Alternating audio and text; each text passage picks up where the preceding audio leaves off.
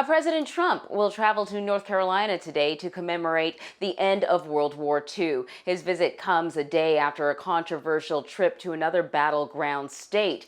The White House says the president's visit to Kenosha, Wisconsin yesterday was a show of support for the community and local law enforcement following recent unrest. But critics argue that the trip was merely a photo op for the president. While there, the president did not visit with Jacob Blake or his family, the man whose shooting at the hands of police sparked the city's ongoing and largely peaceful demonstrations. Mola Lenghi joins us now from Racine, Wisconsin, just outside of Kenosha with more. Mola, what was President Trump's message throughout this visit? Well, Anne-Marie, it was one of law and order, which is a familiar message, a familiar theme that we've heard from the president for the last few weeks. You know, he was able to come to Kenosha.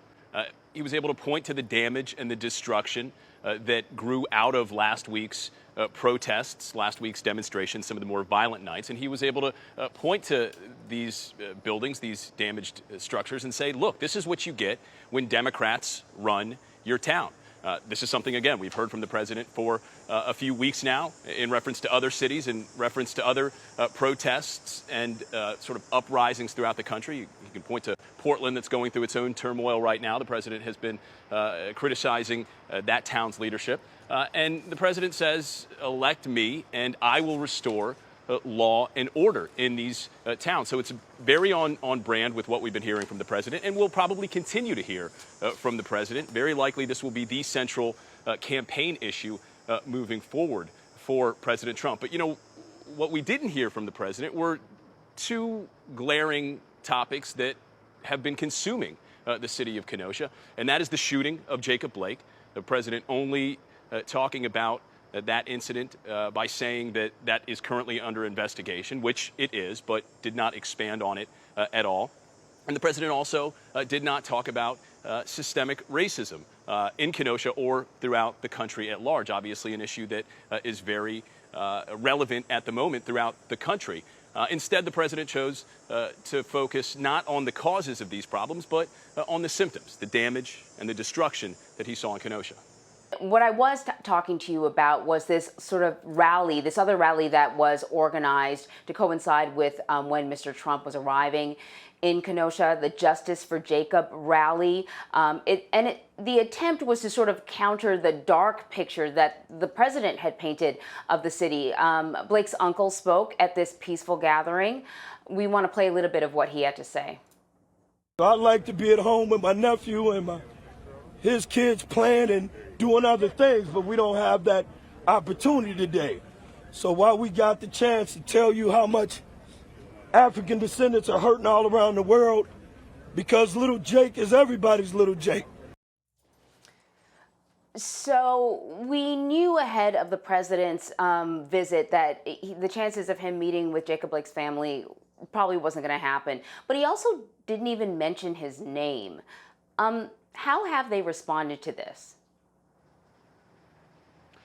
Well, Anne-Marie, you know, the counter rally that you mentioned was about Jacob Blake. It was about police reform. It was about systemic racism.